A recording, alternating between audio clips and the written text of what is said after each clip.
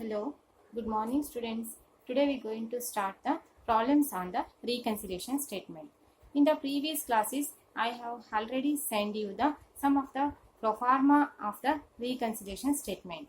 Means here reconciliation is this is the question arises when the two sides of the books are maintained by the any one business separately. ಅಂತಂದ್ರೆ ಇಲ್ಲಿ ಒಂದು business ನಲ್ಲಿ ಈ reconcile ಅನ್ನೋದು ಯಾವಾಗ ಈ ಪ್ರಶ್ನೆ ಉದ್ಭವಿಸುತ್ತದೆ ಅಂತಂತಂದ್ರೆ ಈಗ ಒಂದು ಬಿಸ್ನೆಸ್ ಇರ್ತದ ಆ ಬಿಸ್ನೆಸ್ ನಲ್ಲಿ ಏನಂತಂದ್ರೆ ಕಾಸ್ಟ್ ಅಕೌಂಟ್ ಬುಕ್ಸ್ ಮತ್ತೆ ಫೈನಾನ್ಸಿಯಲ್ ಅಕೌಂಟ್ ಬುಕ್ಸ್ ಅಂತಂದ್ರೆ ಎರಡು ಬುಕ್ಗಳು ಬೇರೆ ಬೇರೆ ಸಪರೇಟ್ ಆಗಿ ಕ್ಯಾಲ್ಕುಲೇಷನ್ ಮಾಡಿದಾಗ ಅಂದ್ರೆ ಕಾಸ್ಟಿಂಗ್ ಮೆಥಡ್ಸ್ ಪ್ರಕಾರ ಕಾಸ್ಟಿಂಗ್ ಪ್ರಾಫಿಟ್ ಅನ್ನು ಕಂಡುಹಿಡಿಯುವುದು, ಫೈನಾನ್ಸಿಯಲ್ ಮೆಥಡ್ಸ್ ಪ್ರಕಾರ ಫೈನಾನ್ಸಿಯಲ್ ಪ್ರಾಫಿಟ್ ಅನ್ನು ಹಿಡಿಯೋದ್ರಿಂದ ಅವು ಏನಾಗ್ತವೆ ಅಂತಂದ್ರೆ ಎರಡು ಬೇರೆ ಬೇರೆ ತರ ಇಲ್ಲಿ ಪ್ರಾಫಿಟ್ ಅನ್ನು ತೋರಿಸ್ತವೆ. ಅಂತಂದ್ರೆ ಫೈನಾನ್ಸಿಯಲ್ ಅಕೌಂಟ್ಸ್ ನಲ್ಲಿ ತೆಗೆದುಕೊಳ್ಳುವಂತ ಐಟಮ್ಸ್ ಅನ್ನು ಕೆಲವೊಂದು ಐಟಮ್ಸ್ ಅನ್ನು ಕಾಸ್ಟ್ ಅಕೌಂಟ್ಸ್ ನಲ್ಲಿ ನಾವು ತೆಗೆದುಕೊಳ್ಳುವುದಿಲ್ಲ, ಕಾಸ್ಟ್ ಅಕೌಂಟ್ಸ್ ನಲ್ಲಿ ತೆಗೆದುಕೊಳ್ಳುವಂತ ಐಟಮ್ಸ್ ಅನ್ನು ನಾವು ಫೈನಾನ್ಸಿಯಲ್ ಅಕೌಂಟ್ಸ್ ನಲ್ಲಿ ಕನ್ಸಿಡರ್ ಮಾಡುವುದಿಲ್ಲ. ಆದ್ರಿಂದ ಏನಾಗುತ್ತದೆ ಅಂತಂದ್ರೆ ಈ ಎರಡು ಬುಕ್ಸ್ ಬೇರೆ ಬೇರೆ ಆದಂತಹ ಪ್ರಾಫಿಟ್ ಅಥವಾ ಲಾಸ್ ಗಳನ್ನು ತೋರಿಸ್ತಾ ಇರ್ತವೆ.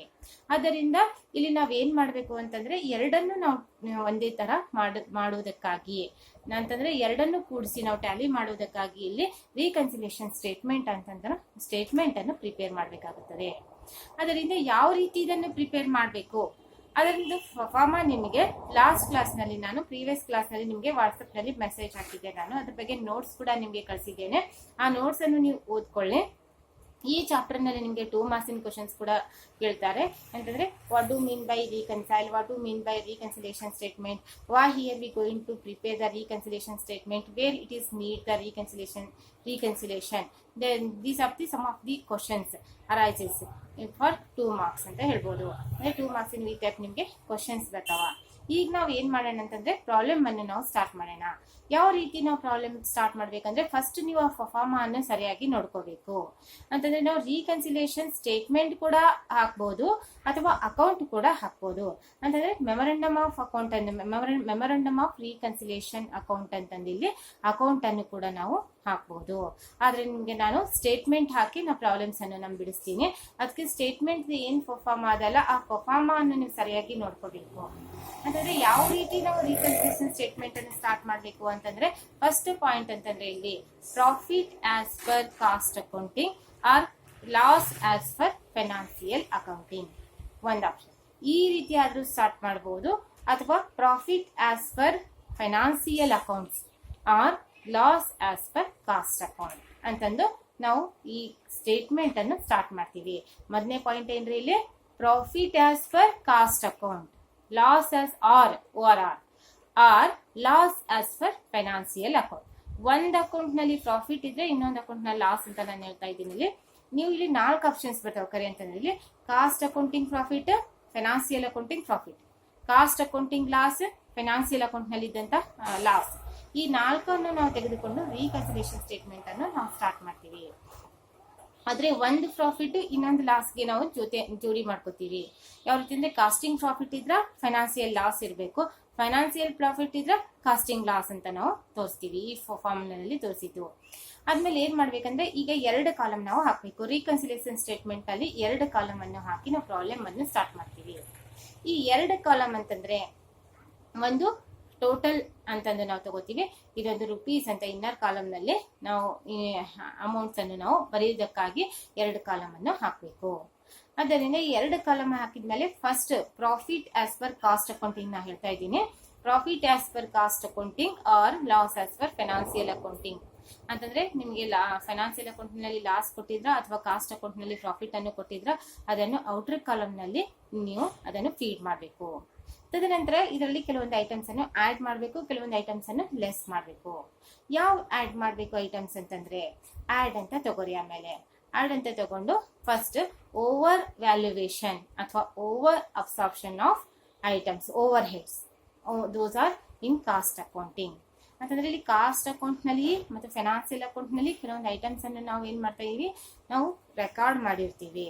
ಆ ರೆಕಾರ್ಡ್ ಮಾಡಿದಂತ ಐಟಮ್ಸ್ ನಲ್ಲಿ ಓವರ್ ಹೆಡ್ ಐಟಮ್ಸ್ ಯಾವ ಓವರ್ ಹೆಡ್ ಮೀನ್ಸ್ ಏನು indirect charges, rent, electricity, salary ಇಂಥವು ಬರ್ತಾವಲ್ಲ ಅಂಥವನ್ನು ನಾವು ಎರಡೂ ಅಕೌಂಟ್ನಲ್ಲಿ ಹೋಲಿಸಿ ನೋಡಬೇಕು.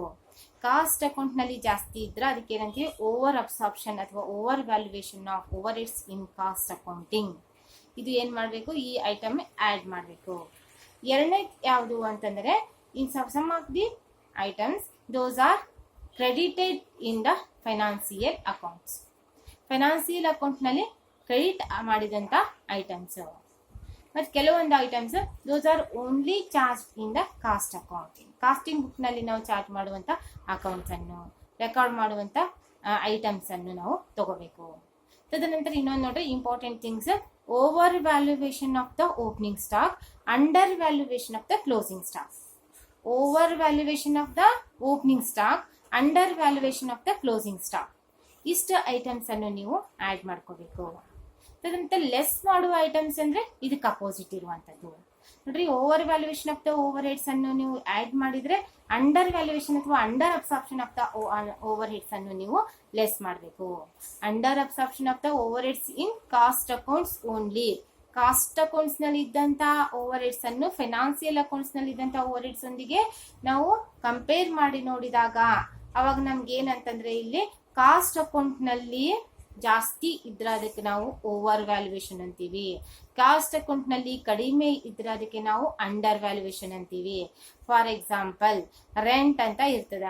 ರೆಂಟ್ 10,000 ನೀವು ಕಾಸ್ಟ್ ಅಕೌಂಟ್ ನಲ್ಲಿ ಫೀಡ್ ಮಾಡಿದ್ದೀರಿ, ಫೈನಾನ್ಸಿಯಲ್ ಅಕೌಂಟ್ ನಲ್ಲಿ 8,000 ಅಂತ ಫೀಡ್ ಮಾಡಿದ್ದೀರಿ.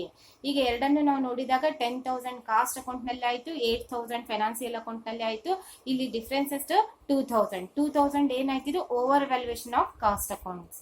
ಈಗ undervaluation of cost accounting ಅಂತಂದ್ರೆ ಏನ್ರಿ, ಇಲ್ಲಿ 8,000 ಕಾಸ್ಟ್ ಅಕೌಂಟ್ ನಲ್ಲಿ ಫೀಡ್ ಮಾಡಿ 10,000 ಫೈನಾನ್ಸಿಯಲ್ ಅಕೌಂಟ್ ನಲ್ಲಿ ನೀವು ಫೀಡ್ ಮಾಡಿದಾಗ that 2,000 is regarded as a under absorption ಅಥವಾ undervaluation of the overheads ಅಂತಂದು ನಾವು ಕರಿತೀವಿ. ಇದು ಅಂಡರ್ ವ್ಯಾಲ್ಯೂಯೇಷನ್ ಅನ್ನು ನೀವು ಲೆಸ್ ಮಾಡಬೇಕು.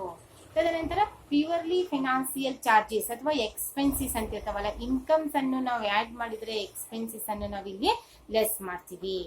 ಮತ್ತೆ ಇನ್ನೊಂದು ಏನಂತಂದ್ರೆ ಅಲ್ಲಿ over valuation of the opening stock ಅನ್ನು ನೀವು ಆ್ಯಡ್ ಮಾಡಿರ್ತೀರಿ, ಇಲ್ಲಿ over valuation of the closing stock ಅನ್ನು ಆ್ಯಡ್ ಮಾಡಬೇಕು. ಏನು over valuation of the closing stock, under valuation of the opening stock ಇವನ್ನು ಲೆಸ್ ಮಾಡಿ ಇಲ್ಲಿ ಪ್ರಾಬ್ಲಮ್ಸ್ ಅನ್ನು ನೀವು ಮಾಡಬೇಕು.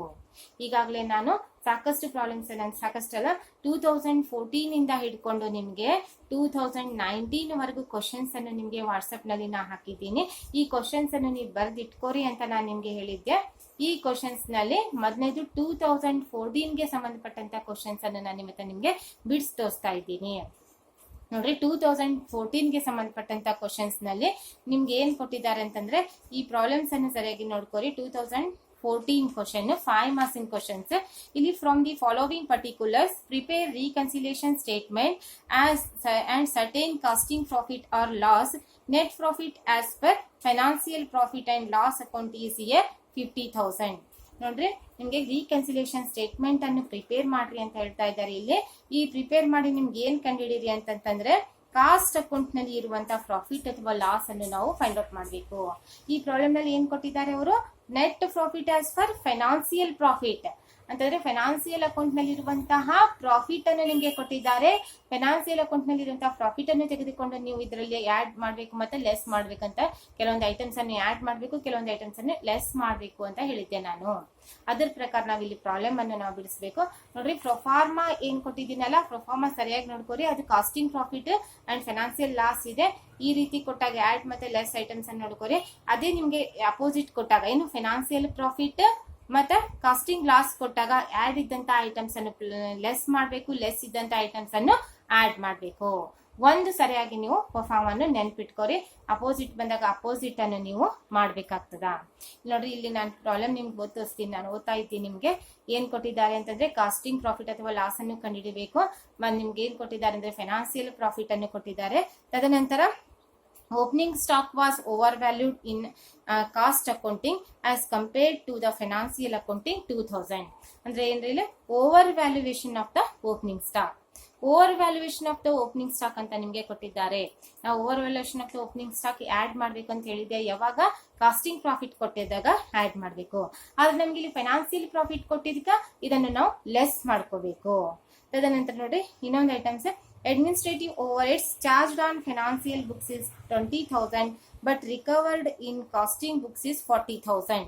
40,000 ಕಾಸ್ಟ್ ಅಕೌಂಟ್ ನಲ್ಲಿ ಇದೆ, ಫೈನಾನ್ಸಿಯಲ್ ಅಕೌಂಟ್ ನಲ್ಲಿ 20,000 ಇದೆ. ಎರಡು ಕಂಪೇರ್ ಮಾಡಿದಾಗ ನಿಮ್ಗೆ ಏನ್ ಗೊತ್ತಾಯ್ತು, ಇಲ್ಲಿ ಕಾಸ್ಟ್ ಅಕೌಂಟ್ ನಲ್ಲಿ ಜಾಸ್ತಿ ಅದ, ಫೈನಾನ್ಸಿಯಲ್ ಅಕೌಂಟ್ ನಲ್ಲಿ ಕಡಿಮೆ ಅದ. ಇದಕ್ಕೆ ಏನಂತೀವಿ ನಾವು, over absorption of the overhead. ಯಾವುದು, administrative over head is here overvaluation. ಎಷ್ಟು ಓವರ್ ವ್ಯಾಲ್ಯೂಯೇಷನ್ ಮಾಡಿದ್ದಾರೆ ಅವರು, 20,000 ಓವರ್ ವ್ಯಾಲ್ಯೂಯೇಷನ್ ಮಾಡಿದ್ದಾರೆ. ಕಾಸ್ಟಿಂಗ್ ಪ್ರಾಫಿಟ್ ಕೊಟ್ಟಾಗ ಓವರ್ ವ್ಯಾಲ್ಯೂಯೇಷನ್ ಅನ್ನು ಆಡ್ ಮಾಡಬೇಕು, ಫೈನಾನ್ಸಿಯಲ್ ಪ್ರಾಫಿಟ್ ಕೊಟ್ಟಾಗ ಓವರ್ ವ್ಯಾಲ್ಯೂಯೇಷನ್ ಅನ್ನು ಲೆಸ್ ಮಾಡಬೇಕು. ಅಂದ್ರೆ ಇದು ಕೂಡ ಲೆಸ್ ಮಾಡುವಂತ ಐಟಮ್ಸ್. ಇನ್ನೊಂದು ಐಟಮ್ ನೋಡ್ರಿ, ಇನ್ಕಮ್ ಟ್ಯಾಕ್ಸ್ ಪ್ರೊವಿಷನ್ 1,200. ನೋಡ್ರಿ, ಟ್ಯಾಕ್ಸ್ ಅನ್ನು ನಾವು ಪ್ರೊವೈಡ್ ಮಾಡ್ತೀವಿ, ನಮ್ಮಲ್ಲಿ ಇನ್ಕಮ್ ಬಂದಿದ್ದು. ಟ್ಯಾಕ್ಸ್ ಅನ್ನು ನಾವು ಕೊಟ್ಟಾಗ ಏನಾಗ್ತದೆ ಇಲ್ಲಿ, financial expenses, financial charges, purely financial charges ಆಗಿಯರ್ ಏನ್ ಮಾಡ್ಬೇಕು, ಲೆಸ್ ಮಾಡ್ಬೇಕು. ಯಾವಾಗ, ಕಾಸ್ಟಿಂಗ್ ಪ್ರಾಫಿಟ್ ನಲ್ಲಿ ಲೆಸ್ ಮಾಡ್ಬೇಕು. ಆದ್ರೆ ಇಲ್ಲಿ ನಿಮ್ಗೆ ಫೈನಾನ್ಸಿಯಲ್ ಪ್ರಾಫಿಟ್ ಕೊಟ್ಟಿದ್ಕ ಇದನ್ನು ನಾವು ಆಡ್ ಮಾಡ್ಕೋತೀವಿ. ತದನಂತರ ಇನ್ನೊಂದು ನೋಡ್ರಿ, notional salary of proprietor in cost account to 20,000. 20,000 notional profit cost account ನಲ್ಲಿ ಚಾರ್ಜ್ ಮಾಡಿದ್ದು. ಪ್ಯೂರ್ಲಿ ಕಾಸ್ಟ್ ಅಂದ್ರೆ ಓನ್ಲಿ ಕಾಸ್ಟ್ ಅಕೌಂಟ್ ನಲ್ಲಿ ಚಾರ್ಜ್ ಮಾಡಿದ, ಫೈನಾನ್ಸಿಯಲ್ ಅಕೌಂಟ್ ನಲ್ಲಿ ನಾವು ಇದನ್ನು ಚಾರ್ಜ್ ಮಾಡಿಲ್ಲ. ಅಂದ್ರೆ ಕಾಸ್ಟಿಂಗ್ ಪ್ರಾಫಿಟ್ ಕೊಟ್ಟಾಗ ಇದನ್ನು ನಾವು ಆಡ್ ಮಾಡ್ತಾ ಇದ್ದೀವಿ, ಆದ್ರೆ ಇಲ್ಲಿ ಫೈನಾನ್ಸಿಯಲ್ ಪ್ರಾಫಿಟ್ ಕೊಟ್ಟಿದ್ದಕ್ಕೆ ಇದನ್ನು ಕೂಡ ನಾವು ಲೆಸ್ ಮಾಡಬೇಕು. ತದನಂತರ ನೋಡ್ರಿ, ಇಂಟ್ರೆಸ್ಟ್ ರಿಸೀವ್ಡ್ ರುಪೀಸ್ 12,000 ಅಂತ ಇದೆ. ಇಂಟ್ರೆಸ್ಟ್ ರಿಸೀವ್ಡ್ ಅಂದ್ರೆ ಇನ್ಕಮ್, ಇಂಟ್ರೆಸ್ಟ್ ಪೇಡ್ ಅಂದ್ರೆ ಎಕ್ಸ್ಪೆನ್ಸಿಸ್. ಎಕ್ಸ್ಪೆನ್ಸಿಸ್ ಅನ್ನು ಲೆಸ್ ಮಾಡಬೇಕು, ಇನ್ಕಮ್ಸ್ ಅನ್ನು ಆಡ್ ಮಾಡಬೇಕು. ಯಾವಾಗ, ಕಾಸ್ಟಿಂಗ್ ಪ್ರಾಫಿಟ್ ಕೊಟ್ಟಾಗ. ಆದ್ರೆ ಇಲ್ಲಿ ನಿಮ್ಗೆ ಫೈನಾನ್ಸಿಯಲ್ ಪ್ರಾಫಿಟ್ ಕೊಟ್ಟಿದ್ದಕ್ಕೆ ನಾವು ಏನ್ ಮಾಡ್ತೀವಿ ಅಂದ್ರೆ, ಇಂಟ್ರೆಸ್ಟ್ ರಿಸೀವ್ಡ್ ಅಂತ ನಾವು ಇದನ್ನು ಲೆಸ್ ಮಾಡ್ಕೋತೀವಿ. ಇಲ್ಲಿ ಆಡ್ ಮಾಡ್ಕೋ ಬದ್ಲಿ ಲೆಸ್ ಮಾಡ್ಕೋಬೇಕು. ತದನಂತರ ಇನ್ನೊಂದು ನೋಡಿ, closing stock as per financial books 16,200 whereas a casting books it was 19,000. Closing stock ಇದು over valuation and under valuation ಅಂತ ಫಸ್ಟ್ ನೋಡ್ಕೋಬೇಕು. ಓವರ್ ವ್ಯಾಲ್ಯೂಯೇಷನ್ ಅಂತಂದ್ರೆ ಏನ್ರಿ, ಕಾಸ್ಟಿಂಗ್ ನಲ್ಲಿ ಜಾಸ್ತಿ ಇದ್ರೆ ಓವರ್ ವ್ಯಾಲ್ಯೂಯೇಷನ್, ಮತ್ತ ಇದು ಫೈನಾನ್ಸಿಯಲ್ ನಲ್ಲಿ ಕಡಿಮೆ ಇದ್ರೆ, ಸಾರಿ ಕಾಸ್ಟಿಂಗ್ ನಲ್ಲಿ ಕಡಿಮೆ ಇದ್ರೆ ಅಂಡರ್ ವ್ಯಾಲ್ಯೂಯೇಷನ್. ಎದಕ್ಕೆ ನಾವು ಕಂಪೇರ್ ಮಾಡಬೇಕು, ಫೈನಾನ್ಸಿಯಲ್ ಬುಕ್ಸ್ ನಲ್ಲಿ ಇದ್ದಂತ ವ್ಯಾಲ್ಯೂಗೆ ನಾವು ಕಂಪೇರ್ ಮಾಡಬೇಕು. ಇಲ್ಲಿ ನೋಡ್ರಿ, ಕಾಸ್ಟ್ ಅಕೌಂಟ್ ನಲ್ಲಿ 17,000 ಇದೆ, ಮತ್ತೆ ಫೈನಾನ್ಸಿಯಲ್ ಅಕೌಂಟ್ ನಲ್ಲಿ 16,200 ಇದೆ. ಎರಡು ವ್ಯಾಲ್ಯೂ ಅನ್ನು ಕಂಪೇರ್ ಮಾಡಿದಾಗ 19,000 ಜಾಸ್ತಿ ಅದ, 16,200 ಗೆ ಕಂಪೇರ್ ಮಾಡಿದಾಗ. ಅದಕ್ಕೆ ನಮ್ಗೆ ಇಲ್ಲಿ ಎಷ್ಟಾಯ್ತು ಅಂತಂದ್ರೆ 2,800.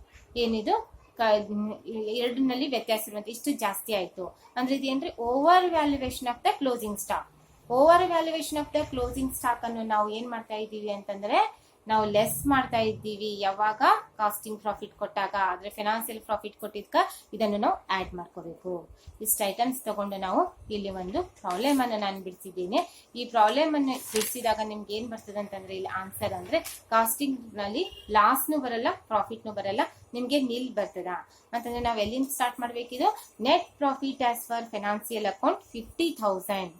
ಇದರಲ್ಲಿ ಆಡ್ ಮಾಡುವಂತವು ಎರಡೇ items, that is over valuation of the closing stock 2,800, income tax provision 1,200. ಇದನ್ನು ಆಡ್ ಮಾಡಿದಾಗ 4,000 ಆಗ್ತದೆ. 50,000 ನಲ್ಲಿ 4,000 ಅನ್ನು ಆಡ್ ಮಾಡ್ರಿ 54,000 ಆಗುತ್ತೆ. ಇದರಲ್ಲಿ ಕೆಲವೊಂದು ಐಟಮ್ಸ್ ಅನ್ನು ಲೆಸ್ ಮಾಡಬೇಕು. ಯಾವಂತಂದ್ರೆ, over valuation of the opening stock in cost account 2,000, over absorption of the administrative over 20,000, notional salary of the proprietor in cost accounts 20,000, interest received 12,000. ಇವೆಲ್ಲ ಏನ್ ಮಾಡ್ರಿ, ನೀವು ಇನ್ನರ್ ಕಾಲಮ್ ನಲ್ಲಿ ಆಡ್ ಮಾಡ್ಕೋರಿ. ಆಡ್ ಮಾಡ್ಕೊಂಡಾಗ ನಿಮ್ಗೆ 54,000 ಅಂತ ಅಮೌಂಟ್ ಬರುತ್ತೆ. ಆ ಅಮೌಂಟ್ ಅನ್ನು 54,000 ಅಂತಂದ್ರೆ ನಮಗ್ ಬಂದಂತ 54,000 ನಲ್ಲಿ ಲೆಸ್ ಮಾಡ್ರಿ, ನಮಗೆ ಬ್ಯಾಲೆನ್ಸ್ ಇಲ್ಲಿ ನಿಲ್ ಬರ್ತದೆ. ಇದೇನಂತ ಬರೀಬೇಕು, net profit or loss as per cost accounts ಅಂತ ನಾವು ತೋರಿಸ್ಬೇಕು. ಪ್ರಾಫಿಟು ಆಗಿಲ್ಲ, ಲಾಸ್ನು ಆಗಿಲ್ಲ, ಎಲ್ಲಿ, ಕಾಸ್ಟ್ ಅಕೌಂಟ್ ನಲ್ಲಿ. ಆದ್ರೆ ನಿಮ್ ಫೈನಾನ್ಸಿಯಲ್ ಅಕೌಂಟ್ಸ್ ನಲ್ಲಿ 50,000 ಪ್ರಾಫಿಟ್ ಆಗಿದೆ, ಕಾಸ್ಟ್ ಅಕೌಂಟ್ ನಲ್ಲಿ ಯಾವುದೇ ಪ್ರಾಫಿಟ್ ಅಥವಾ ಲಾಸ್ ಇಲ್ಲ ಎಂಬುದನ್ನು ನಾವು ರೀಕನ್ಸಿಲೇಷನ್ ಸ್ಟೇಟ್ಮೆಂಟ್ ನಲ್ಲಿ ನಾವು ನೋಡ್ಕೊಂಡಿದೀವಿ. ಅಂದ್ರೆ ನಿಮ್ ಪ್ರೊಫಾರ್ಮಾ ಅನ್ನು ಸರಿಯಾಗಿ ನೆನ್ಪಿಟ್ಕೋರಿ. ಪ್ರೊಫಾರ್ಮಾ ನೋಡ್ಕೊಂಡು ನಾವು ಐಟಮ್ಸ್, ಯಾವ ಐಟಮ್ಸ್ ಆಡ್ ಮಾಡ್ಬೇಕು, ಯಾವ ಐಟಮ್ಸ್ ಲೆಸ್ ಮಾಡ್ಬೇಕು ಅಂತಂದು ಗೊತ್ತಿರ್ಬೇಕು ನಿಮ್ಗ. ಓಕೆ, ಈ ನಾನು ಏನ್ ಬಿಡಿಸಿನಲ್ಲ, ಇದು ನಿಮ್ಗೆ ಇವತ್ತು ಎಕ್ಸ್ಪ್ಲೈನ್ ಮಾಡಿದೀನಲ್ಲ, ಆ ಒಂದು ಪ್ರಾಬ್ಲಮ್ ಅನ್ನು ನಿಮ್ಗೆ ನಾನು ವಾಟ್ಸಪ್ ನಲ್ಲಿ ನಿಮ್ಗೆ ಬಿಡಿಸಿದ್ದು ಹಾಕ್ತೀನಿ. ಅದನ್ನು ನೋಡ್ಕೋರಿ, ಪರ್ಫಾರ್ಮಾ ನೋಡ್ಕೋರಿ. ಇದನ್ನ ನೋಡ್ಕೊಂಡು ನೀವು ಸ್ಟಡಿ ಮಾಡ್ರಿ. ಮತ್ತೆ ನಾನು ನೆಕ್ಸ್ಟ್ ಕ್ಲಾಸ್ ನಲ್ಲಿ ನಿಮ್ಗೆ ಬಿಡಿಸಿ ತೋರಿಸ್ತೀನಿ. ನಾನು ಪ್ರಾಬ್ಲಮ್ಸ್ ಅನ್ನು 5 ಮಾರ್ಕ್ಸ್ ಪ್ರಾಬ್ಲಮ್ಸ್ ಅನ್ನು ಬಿಡಿಸಿ ತೋರಿಸ್ತೀನಿ. ಇವತ್ತು ಇದನ್ನ ನೀವು ಪ್ರಾಕ್ಟೀಸ್ ಮಾಡ್ರಿ. ಓಕೆ, ಬಾಯ್.